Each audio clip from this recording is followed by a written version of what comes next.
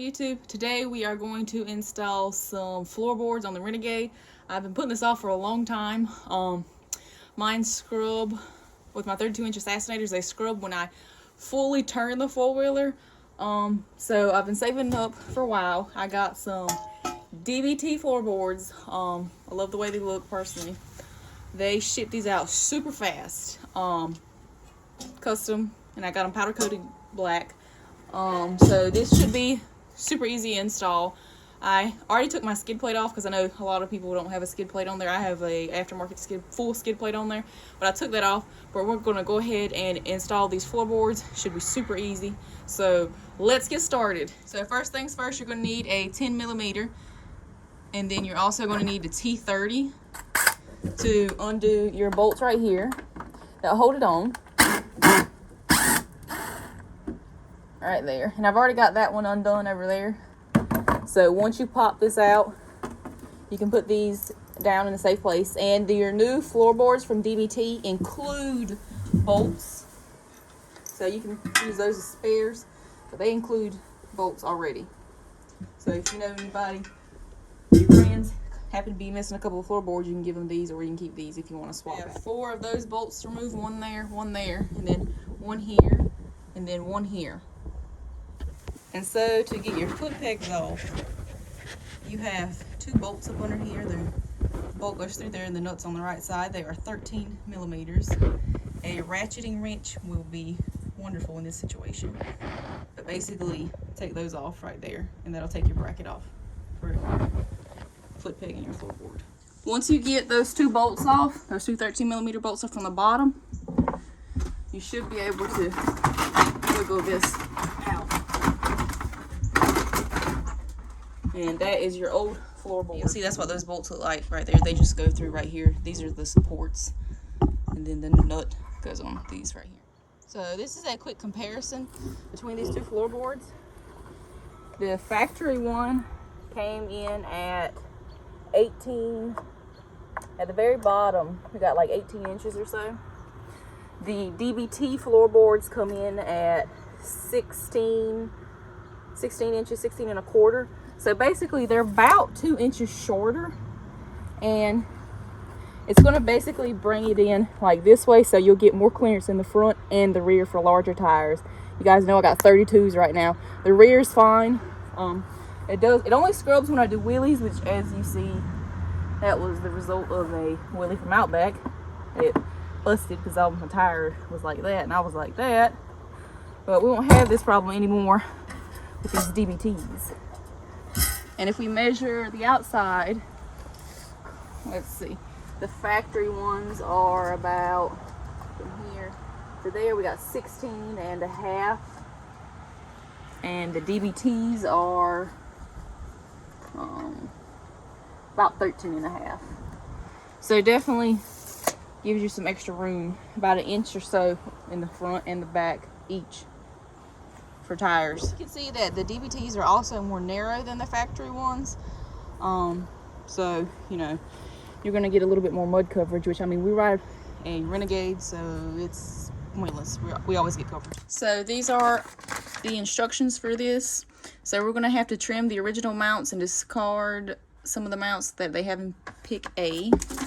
So basically we're going to get rid of this first piece, and we're going to trim this one to match up with the middle one when we put this floorboard on. So we've got 2 bolts right here, and again, these are 13mm.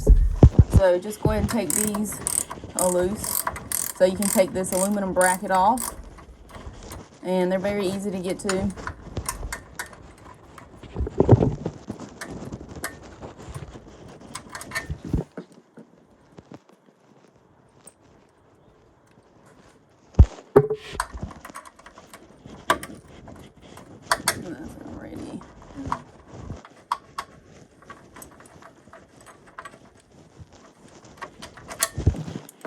After you unbolt those 2 bolts in the front, you're going to have this bolt right here in the middle to unbolt. It's also 13mm. You will pull those 2 bolts out through these aluminum supports, and there's 1 more bolt left at the back that you will undo. So there's 2 right here, and then there's 2 up there in the front that you undo, and you pull these 2 out, and this will come right on off.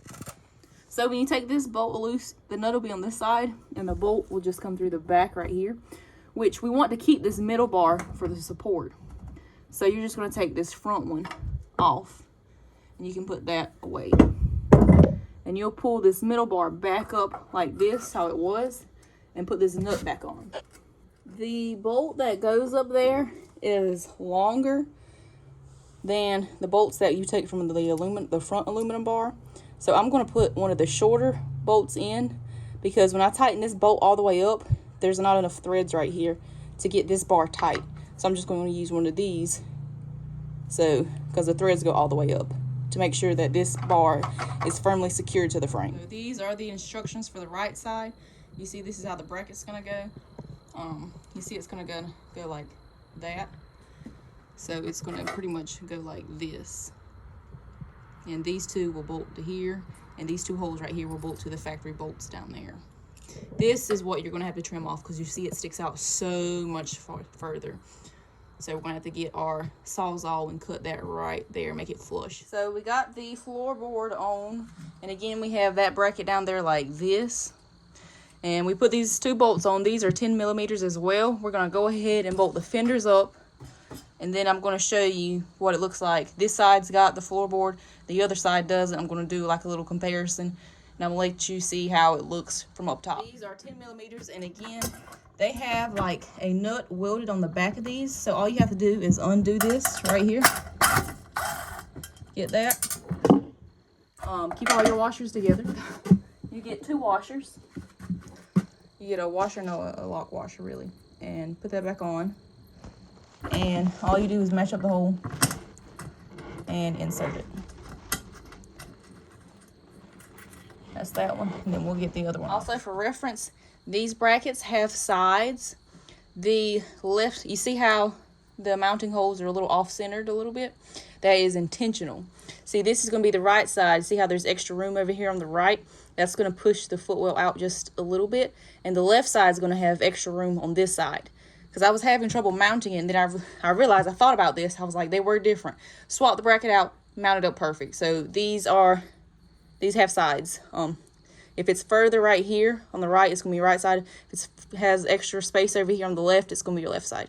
And here's a close-up of it when it mounts like that. This is your left side fully mounted up. All I have to do is get the Sawzall and cut this flush right here with the footwell. But this is it. I have way more room up here and back here, which I didn't really need room back here. It was mainly the front. But there's plenty of room back here now, honestly. If you wanted to compare and actually measure how much room you have now up in the front, from the tire to the footwell is 5 inches and a quarter, actually, if you see.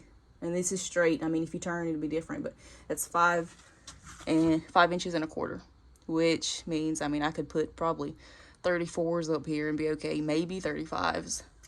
The rear, if you want to measure how much extra room you have back here now, you have from the footwell to the tire, you've got about 2.5 inches. So I could go up to 34s now, possibly 35s if I wanted to. If you go up a size on a tire, like if you go up from a 30 to a 32, you're really only gaining about 1 inch of tire. So if I go up to a 34, I'm only going to get like 1 inch more right here, which would be fine. But I'll probably stick to 32s. And if we were to compare the other side, which the right side is still factory, just for comparison, from the tire to the footwell is 2 inches and like 2 1/4, honestly. Which on the other side, we've got 5 inches and a quarter, which is pretty amazing. If you want to compare the rear, from the rear of the tire, well, the footwell back here to the rear is 2 inches exactly. So on the other side, we got 2 inches and a quarter, really. So we didn't gain too much right here. I already had these. I did the bracket mod and pushed these up 1 inch already.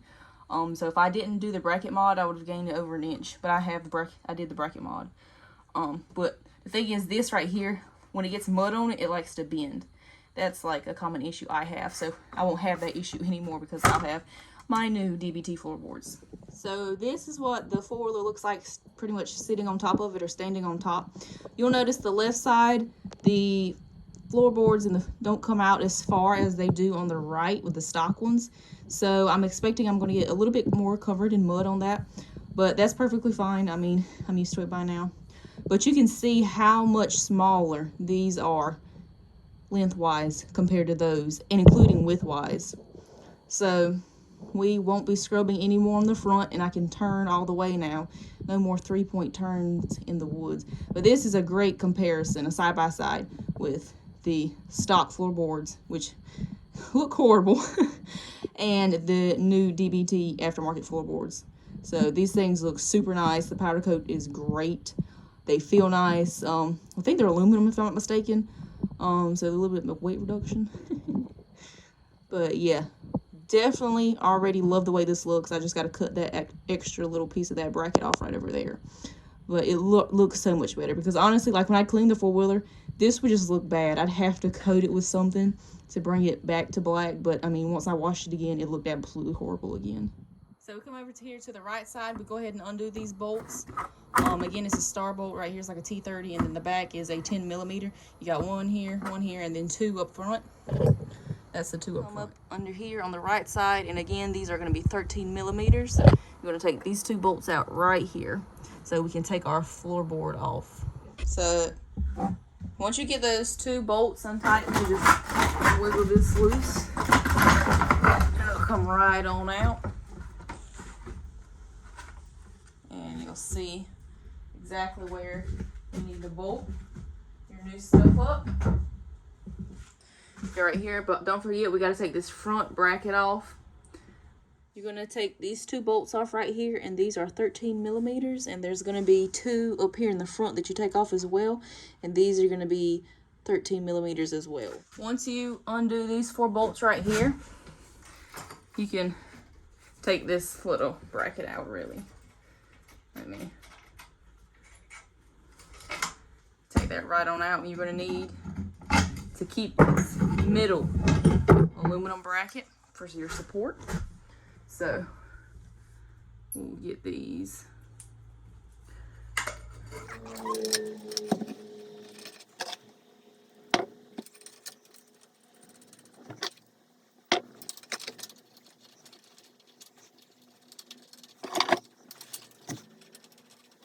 Then we're going to tighten these back up. So this is the right side of the ATV. This is what it's supposed to look like on this side. So our bracket is going to face backwards like this. So we're going to go ahead and take these, undo them. So again, our bracket's going to go on the right side like that. So basically, that's how it's going to go on. So we're going to get our 10 millimeters and tighten these up real quick.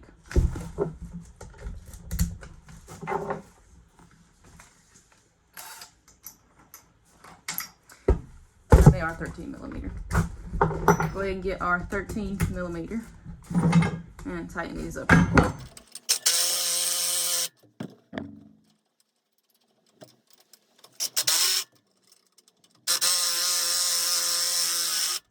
Get our floorboard. Remember, it's going to go like this. And we got these bolts down here. They will go bolt on. These are 10 millimeters. It's going to bolt on right here. Go ahead and get those started.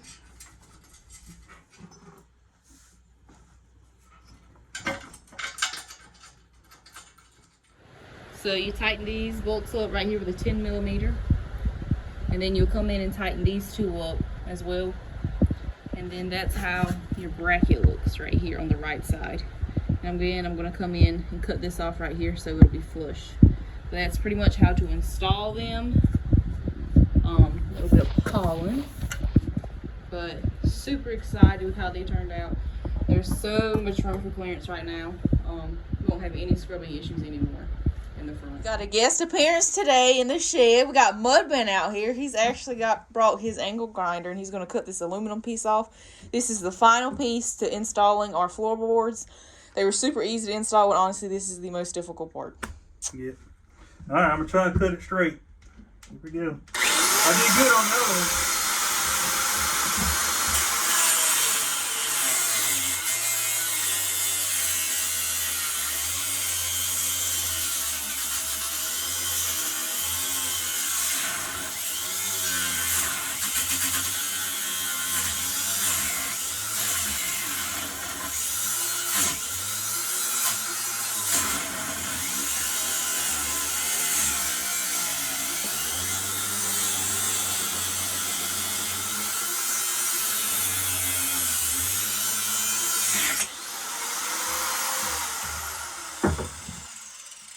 ladies and gentlemen, and always wear your safety glasses.